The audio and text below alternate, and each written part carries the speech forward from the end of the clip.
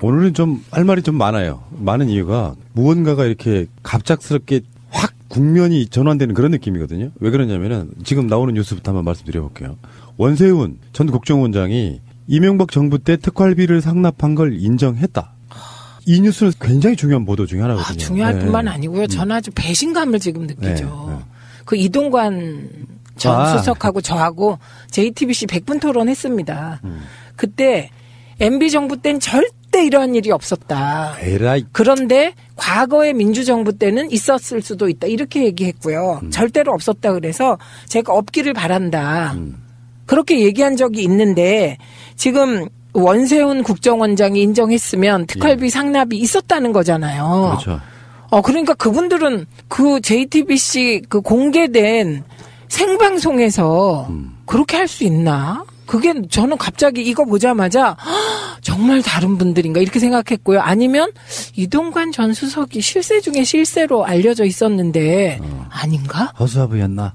그런 두 가지 생각이 동시에 들었는데 전자가 아닐까요? 모를 수도 있죠, 사실은. 그러니까 완전히 은밀한 부분이라 네. 그런 자들이 앞에 서서 뭐 총대 메고 있는 사람들이지만 실속은 없었을 가능성이 있죠. 그렇게 알고 있었을 가능성. 그렇다면 차라리 배변감은 덜합니다. 네. 어떤 방송 같은 걸 통해서 사실은 알고 보면 거짓말, 이 거짓말일 부분을 당당하게 말을 하고 나서 나중에 그게 정정 보도가 안 돼요, 이거는. 그쵸. 보도가 아니기 때문에. 네. 자, 어쨌건 간에 원세훈이 특활비 상납했다는 걸 인정했고요. 네. 그리고 지금 이따가 다시 이야기가 나오겠습니다만 김백준, 김진모 이런 사람들이 영장 실질 심사를 들어갔어요. 그래서 지금 우리 방송이 나가는 날 새벽 정도에 나올 것이다. 그 얘기는 이따 다시 하시기로 하시겠지만 최소한 MB정부에서 4년 동안 국정원장이었던 원세훈에게 이런 중요한 진술이 나왔기 때문에 김백준도 그렇고 원세훈도 그렇고 이것을 이렇게 하라고 한 사람이 누구냐는 딱 사실 한 사람밖에 없어요. 그 위에는. 청와대에 있던 김백준도 그렇고 국정원도 그렇고 그 위에 사람은 딱 한 사람밖에 없는 거예요. 그런 아닌데 물을 일은 아닌 것 같습니다. 그러니까 지금 청와대 민정비서관하고 김진모. 그다음에 국정원장을 동시에 움직일 수 있는 둘 모두에게 지시할 수 있었던 윗선이 누구냐. 지금 요걸 찾는 거잖아요. 그럼 그 윗선은 누가 있을 수 있을까요? 돈에 관한 부분은 비리 하는 사람들은요. 직거래하죠. 최소한 건너는 다리가 많을수록 불편해지는 상황이 많아서 네. 직거래 하는데 이명박이 직접 돈을 받으러 갈 수가 없으니까 중간에 마치 그 정호성이나 이재명 같은 그 역할을 했던 사람인 거죠. 민정비서관이. 네. 그렇게 볼 수밖에 없는 거 아니겠습니까? 요거는 당시에 비서실장이 누구였나를 찾아보면 돼요. 그러니까 이명박 정부 때 비서실장이 누구였는지 쭉 얘기해 보실래요? 이명박 정부 때 초대 비서실장은 류우익이었습니다. 유우익. 2008년 6월 10일까지 했고요. 예. 초대로. 다음에 2대가 정정길. 정정길은 2008년 6월 20일부터 2010년 6월 3일까지. 자, 3대가 임태희인데요. 2010년 7월 16일부터 2011년 11월 30일까지. 그리고 4대 마지막 비서실장은 하금열이었는데 2011년 12월 12일부터 2013년 2월 24일까지. 네. 그러니까 요 비서실장 성향으로 봤을 때 비서실장이 총괄했을 것 같지 않습니다. 네, 지금 다 보면 실세형이라고 좀 보기는 어렵죠. 예, 그렇습니다. 쪽 임태희 전 의원 정도가 정치인이니까 국회에도 영향력이 좀 있지 않을까 싶은데 그래도 문고리 3인방이나 김기춘 위상은 아니었을 것 같습니다. 그러니까 청와대 민정비서관을 통한 직거래 추정이 나올 수 있겠습니다. 새가 날아든다는 여러분들의 하트를 먹고 삽니다. 잊지 않으셨죠? 에피소드 제목을 누르고 플레이가 되면 오른쪽 위에 하트를 꾹 눌러주세요. 오늘도 감사합니다. 더 많은 분들이 들을 수 있도록 하트 꼭 눌러주세요. 박근혜 정권 때 마지막 비서실장이 이원정 다음에 한강옥이었잖아요. 한강옥 비서실장은 예외.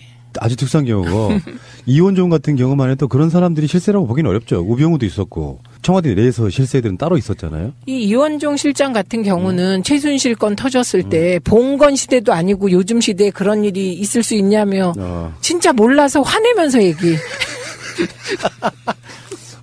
심지어 사실은 김기춘도 어떤 면에서 보면 핫바지였을 가능성도 있어요. 핫바지인데 적어도 그 검찰을 움직이고 이런 건 했죠. 그러니까 국정원 움직이고. 그러니까 실행하는 데 있어서 쓰임새가 있었지 청와대 내부에서는 사실상 왕따였다는 얘기가 많잖아요.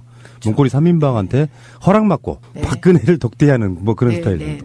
그러니까 원세훈의 이 이명박 정부 때 거의 전부의 국정원이었잖아요. 네. 초기를 좀 제외하고는. 네. 우리가 청와대에 특활비를 상납한 적이 있다라는 말 자체로 검찰은 어마어마한 걸 득템한 거라고 저는 보는 거거든요.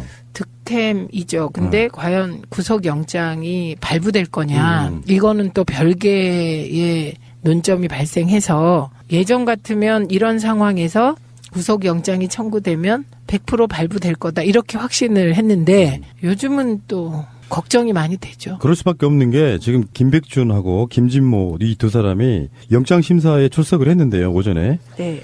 김백준은 지금 4억 원 수수 혐의고요. 그리고 김진모는 장진수 입마금용 5천만 원 수수 의혹 이런 거거든요. 네. 근데 지금 영장 실질 심사를 담당하는 판사들이 네. 지금 김백준은 오민석 그리고 김진모는 권순호 그 영장 발부에 있어가지고 화려한 전력들이 있으신 분들이에요. 기강 요정들이라고 우리가 표현하잖아요. 그래서 지금 걱정스럽긴 합니다. 근데 이게 검찰도 로봇가 아니고 사람이기 때문에 어떤 흐름 기세 싸움 속에서 영장이 나오는 것과 안 나오는 것은 이명박 수사에 있어서는 어마어마한 차이를 지금 보이는 거거든요. 그렇죠. 김관진 그렇죠. 예. 멈칫하고 있는 부분이 좀 느껴지잖아요. 그죠. 구속적 부심 네. 심사로 풀려나는 바람에. 같은 국정원 특활비잖아요. 네. 근데 거기에 대해서 이재만이나 안봉근이나 이런 사람들은 구속됐잖아요. 네. 그러면 이 두 사람도 저는 구속이 되는 게 맞다고 보거든요. 네. 국정원장의 말도 있고 증언도 네. 있는 것이고요. 네. 네. 제가 이제 이런 이야기를 했어요. 전 방송에서. 김백준 등이 실제로 구속된 상태에서 수사를 받으면 입장이 완전 달라질 거다.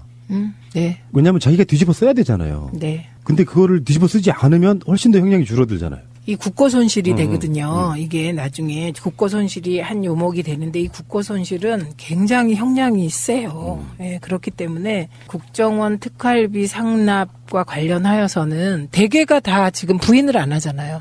받은 건 맞는데 뭐 누구한테 받은지 모르겠다는 등 이렇게 퉁을 치고 있는데. 네, 근데 받은 것도 인정하고 특히 박근혜 특활비 같은 경우는요. 박근혜의 지시로 모든 걸 했다 이렇게 박근혜한테 다 미루고 있잖아요. 그것이 그만큼 이 국정원 특활비를 뇌물로서 받았냐 안 받았냐 이게 국고손실 여부 이런 부분은 뭐 형량이 엄청 세기 때문에 지금 나살자는 판이거든요. 박근혜 대통령 쪽은. 그러니까 이 두 사람에 대해서 구속영장이 청구가 되니까 바로 이명박이 대책회의를 했거든요. 네. 근데 이게 왜 중요한 지점이 됐냐면 그렇게 구속시켜놓지 않으면 서로 입 맞추고 증거인멸하고 할 가능성이 높기 때문에 네. 지금 이명박이 가장 중요한 당사자들 누가 참석했는지 모르지만 정황상으로 그들이 안 갔을 이유가 없잖아요. 네. 그러면 이건 증거인멸에 해당되기 때문에 법원도 이들을 구속하지 않을래 않을 수가 없다. 저는 그렇게 보는 거거든요. 그렇죠. 그게 네. 상식인데 다들 걱정을 하고 계시더라고요. 심지어 이정열 판사도 걱정하던데요. 네. 그러니까 이 상황이 참 안타깝죠. 이따가 이제 이 방송 나가는 시간쯤에 아마 결정이 날 겁니다. 한 새벽 한 2-3시쯤. 하던 대로 보면은 이런 경우에 김백준은 구속, 뭐 나머지 김진모는 물구속 뭐 이런 상태가 될 수도 있고 경우에 있으면 여러 가지가 있겠죠. 두 사람 다 풀려나는 경우도 있을 수 있고 두 사람 다 구속되는 경우도 있을 수 있고 어쨌건 저는 김백준만큼은 필히 저는 구속이 돼야 된다고 생각을 하거든요. 네. 저는 둘 다 구속영장이 기각될 것 같지는 않은데요. 둘 다는 그런 경우는 없을 것이다. 네, 네. 김백준 구속되고 나면 이제 실질적으로 이거 누가 시켰어? 분명히 이게 나올 수 있을 것 같고요. 자, 근데 그 와중에 이명박 이야기를 하나만 짧게 더 하겠습니다. 김성우 전 다스 사장이 다스 설립을 이명박한테 보고하고 지시까지 받았다는 이런 증언도 나왔어요. 지금 이명박에 대한 댓글 공작 이런 거는 지금 약간 뒤에 밀려있는 느낌이고 현재는 국정원 특활비 뇌물하고 다스 부분의 수사가 쌍끌이로 가고 있는데 네. 그중에 가장 중요한 증언이 또 하나 나온 겁니다. 자수서까지 냈다는 네. 거 아니에요. 그 자수서가 특검에서 거짓 증언했다는 자수서라는 거 아니에요. 그 보도를 보면서 그 김 전 사장이 뭔가 검찰에 이거 외에 다른 뭐가 꼬리가 잡혔나? 뭐 이런 생각이 들더라고요. 아니 특검에 이런 중요한 사실을 거짓 증언할 정도라면 과거 특검에 예, 거짓 증언을 할 정도라면 간이 엄청 큰 거잖아요. 예, 간이 엄청 크거나 그 뒤에 뒷배가 어마어마하거나 둘 중에 하나잖아요. 근데 둘 다였던 것 같거든요. 뒷배가 엄청난 현역 대통령이 아니었을까. 아까 말씀하신 게 저는 또 하나 더 꽂히는데요. 네. 이명박은 온갖 비리투성인데 그러니까. 이명박의 부하들은 다 깨끗할까요? 보고 배운 게 그건데. 네, 그래서 이렇게 아무리 정권이 바뀌고 정의의 시대가 왔다고 하더라도 불의 쪽에 있던 사람이 갑자기 정의로워지는 건 아니잖아요. 그러니까 다른 이유가 있을 것 같은. 서로 잘해먹고 잘 나갈 때는 상관이 없는데 한 사람이 뒤집어 쓰기에 너무 큰 범죄면 결국에는 불게 돼 있어요. 네. 이를테면 우리가 왜 그 예전에 민주 진보 세력 쪽에는 어떤 그런 이익으로 뭉친 집단이 아니기 때문에 네. 자기 죽음 보호하기 위해서 자기가 아예 뒤집어 쓰고 하는 경우가 꽤 있지만 저는 제가 봤을 때요. 보수 수구 세력이라고 불리는 사람들은 장세동 이후엔 그런 인물들 없습니다. 아, 그렇죠. 네, 오직 이해관계로만 얽히고 설킨 그런 거. 징역 10년씩 맞아봐야 정신을 차리죠. 혹시요 슬기로운 감방 생활이라는. 열심히 보고 있죠 제가. 진짜 열나 재밌죠. 근데 저는 어저께 이 이자들의 행태를 보면서 어제 그 장면이 하나 생각나는데. 어떤 장면이실까요? 그 민철이라는 조폭 있잖아요. 빵장. 예. 그런데 그 민철 씨가 그 막 우는 장면이 나왔어요. 저는 지금 이제 IPTV로 쭉 쫓아가면서 사회를 봤는데 사회에서 막 펑펑 우는 장면이 나와요. 조폭도 저렇게 우나 싶을 만큼. 그런데 그 이유가 자기의 동네 후배를 조폭계에 끌어들였는데 그 후배가 사람을 살해해서 살인죄로 기소가 돼서 어쨌든 사형을 그렇죠. 언도받고 맞아요. 사형이 집행되기 전 편지를 받고. 그렇지. 네. 그런데 정말 너무나 진실하게 절절하게 울면서 그 순간을 기점으로 사람이 바뀌거든요. 그런데 우리가 얼핏 생각하면 조폭도 저런 마음이 있나 이런 생각이 들기도 하잖아요. 이게 잘못된 거긴 하지만. 예, 그런데 그래도 조폭은 저런 절절한 의리가 있는데 이분들은 뭔가 제 요지는. 자, 최민희 이명박에게 의리 지켜주길 바라. 그리고요, 저 이 과정에서 또 하나 짚을 게 있는데요. 네. 장진수 전 주무관 생각나시죠? 네, 예. 이때 되게 웃기는 게 그 국정원 특활비의 일부를 장진수 전 주무관 민간인 사찰 입막음용으로 쓴 거죠. 정황상. 그게 맞죠. 그런데 이 그 장진수 전 주무관의 민간인 사찰 폭로 이것까지 폭로했거든요. 입막음용으로 5천만 원 줄라 그랬다. 이것까지 폭로를 했는데 이게 국회에서 어떻게 됐냐를 제가 한마디만 그렇죠. 그 얘기하고 가려고. 그래갖고 이게 당시에 이명박 정부 말기예요. 이게 말기에 국정조사위원회가 관련 국정조사위원회가 떴습니다. 위원장이 누구였게요? 심재철. 심재철. 그런데 중요한 건 회의를 한 번도 안 열었습니다. 에라이. 그런데 돈 받아가죠. 돈 받아갔어요. 에이. 그래서 저는 지금 그 돈이 어떻게 됐는지 궁금하다. 그 얘기를 꼭 하고 넘어가려고. 그랬었군요. 진짜 네. 이런 경우 많았어요. 그것 말고도. 네. 제가 보도에 가끔씩 난 거 보면은 안 열어. 특이. 네, 안 열어. 그리고 그 소위 특활비. 이거 그냥 활동비 아니에요. 특활비예요. 그게 국회 특활비. 다 구속. 정말. 이것도 국고횡령이네. 그런데 그 이후에 돈을 반납한다 만다 얘기가 있었는데 또 쑥 들어갔어요. 안 했을 거예요. 예, 그래서 그거를 누가 확인할 수 있으면 좋겠다. 이거 좀 국회 적폐도 한번 생각을 해봐야 돼요. 이 부분은. 그리고요, 슬기로운 감방 생활에서 자기 돈 뺏어가면 칼로 쑤시는 또 사람이 나오는데요. 예. 정말 국고 손실 아주 중죄입니다. 어쨌건 이명박은 간이 공할만해질 수밖에 없겠어요. 그래서 갑자기 또 화제가 되고 있는 건 껄핏하면 나타나서 국가와 민족을 걱정하던 우리의 MB께서 최근 침묵 모드입니다. 그 이유가 뭔지 아세요? 일부 보도에 따르면 검찰이 뭘 지고 있는지 몰라서 라고 합니다. 그러니까 얼마나 쫄렸으면은 대책회의를 하겠냐고요. 이틀 하루 건너서 이명박은 이제 쫓기는 신세인데 우리들은 아마 이명박의 일부 겁먹고 계시는 분들 입장에선 뭔 모사를 꾸밀지 몰라 하지만 사실은 진짜 턱 밑에까지 칼이 딱 들어와 있는 상태인 거잖아요.